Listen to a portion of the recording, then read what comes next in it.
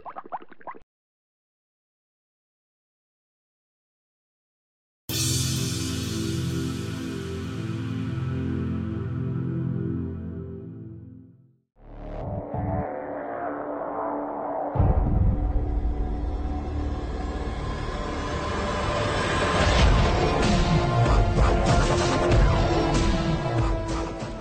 الله الرحمن الرحيم. أنا فاطمة عمر محمد، بطلة عالم في رفع الأثقال، متزوجة وعندي بنتين، والحمد لله بقالي في رفع الأثقال أكتر من 20 سنة بلعب بطلة أولمبية.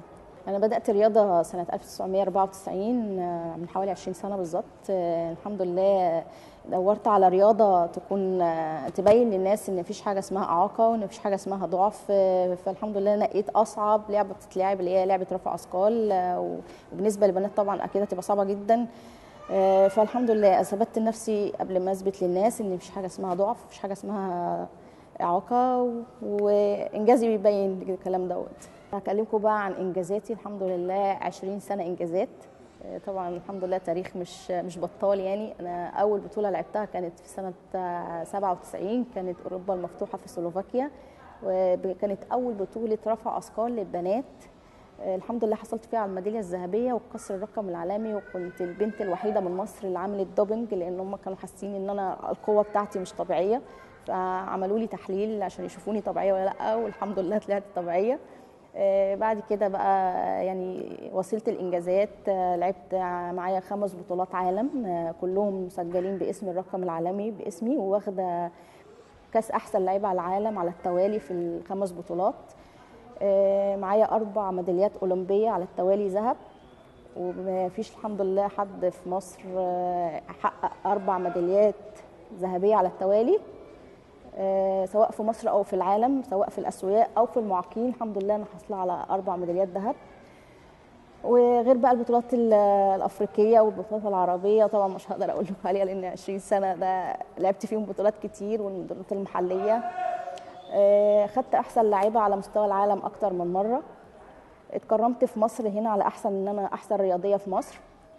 وبرده من انجازاتي الحمد لله ان فريق زي فريق اليابان، دوله متقدمه ومتحضره جدا، بعتت لي دعوه ان انا اروح ادي درس او ادي محاضره ازاي انا بقيت بطله للمنتخب الاول في اليابان، ودي اول مره تحصل على مستوى افريقيا بحالها، يعني ان في بعتوا البنت عربيه انها تدي محاضرات، ومحدش يعرف عنها حاجه هنا في مصر على فكره الموضوع دوت.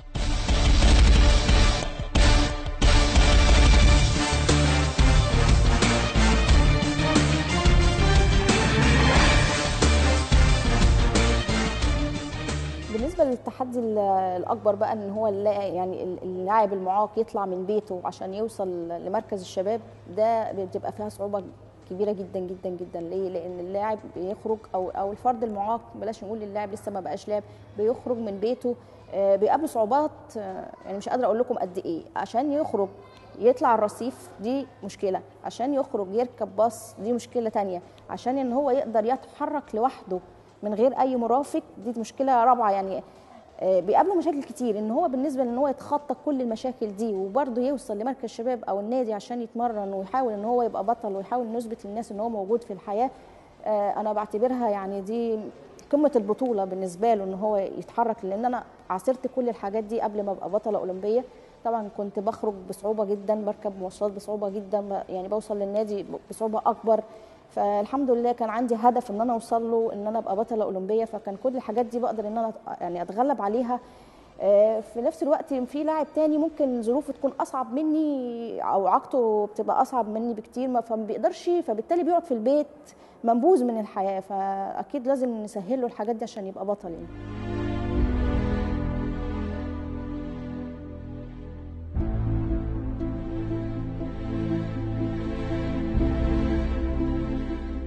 تاني تحدي بقى نتكلم عنه اللي هي الامكانيات ومراكز الشباب والانديه. انا طبعا مش هتكلم على الموضوع دوت، انا هسيبكم انتوا اللي تحكموا.